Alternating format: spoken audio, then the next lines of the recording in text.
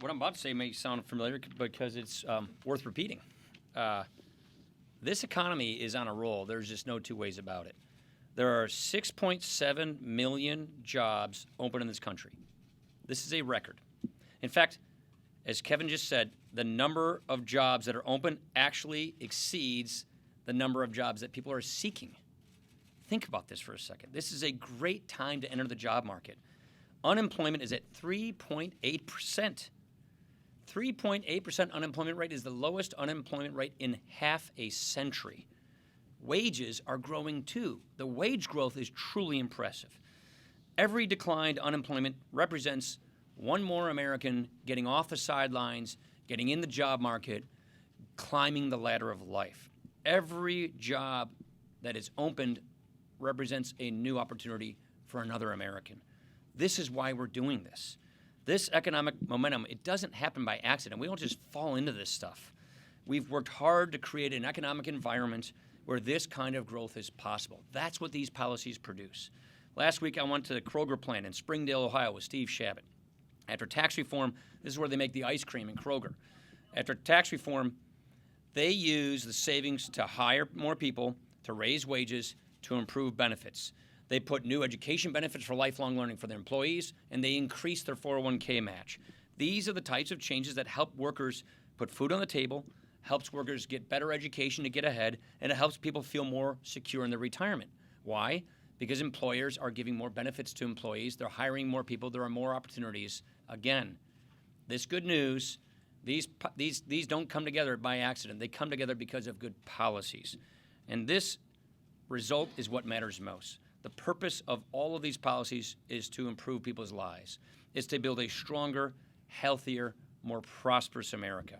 This week, we're voting on another infrastructure bill, the water infrastructure bill, which is critically important to keep our economic growth going. It will make it easier to complete projects improving our ports, our waterways, our dams, our harbors. This is yet another way that we are supporting the competitiveness of an American economy and helping put our industries in a position to drive future growth in the future. So I'm sure you all have some questions. Manu.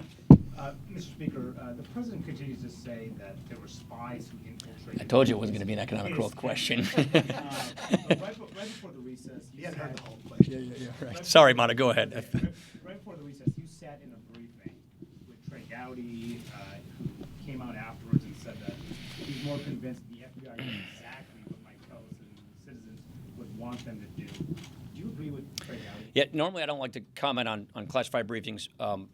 Let me say it this way. I think Chairman Gowdy's initial assessment is accurate.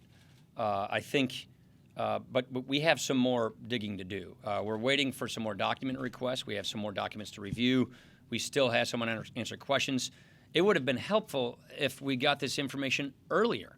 As Chairman Nudis said just the other day, if we got all the information we were looking for, we could wrap this up faster.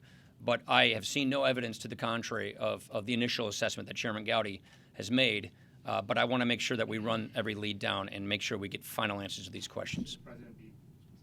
I'll leave it at that. I'm not going to keep commenting on more classified stuff. Yeah, Anna. Two questions, if I could, but on a related topic. Can you say definitively now that we're past the point where this Congress could review a renegotiated NAFTA deal? It's an ITC question, so I don't want to make a definitive declaration on TPA because, as you know, the way the law works, there's a period of time that the ITC consumes to do their scrub. And if the ITC, picks up the phone tomorrow and tells us, "Oh, we only need a few weeks," then yeah, you could do it. I think we're pretty far into the deadline, but I don't want to speak on behalf of the ITC. So I'm just not going to say that. I think we're down the road, and unless the ITC says they don't need as much time and they could do it within the timeline to get it on the floor in December, that's what it would take to do that. And also, is there anything that Congress can do to limit the president's power to impose tariffs, and would you support? You would have to pass a law that he would want to sign into law, and that would be what it would take. And you can do the math on that. Wong, I'll get you to Casey. Tomorrow you're going to pitch a compromise immigration bill to your conference. Are you confident, optimistic that that's something that could get 218 Republican votes at this point? I feel good about the kind of conversations we're having. Our members are earnest and sincere in trying to understand each other's perspectives. We have a big swath of views within our conference on this issue, And I really do believe that there's a sweet spot here. I think the president was extremely productive when he put out his 4 pillars. They're extraordinarily reasonable. They attempt to actually fix the solution. Remember, when we fix DACA, we want to fix it permanently so we don't have another DACA problem down the road. And so we're having productive conversations. We plan on having a conference-wide conversation for 2 or 3 hours tomorrow. And that's what we should be doing, is talking out among ourselves so the majority can function. And we don't want to do a discharge petition, obviously. Does the sweet spot include a pathway to You'll see. Last question, Mr. Speaker, do you believe that the president has the power to pardon himself? I don't know the technical answer to that question, but I think obviously the answer is he shouldn't, and no one is above the law. I'll leave it at that. Thanks. Mr. Spruce, how'd it feel to be back on the baseball field? Felt great.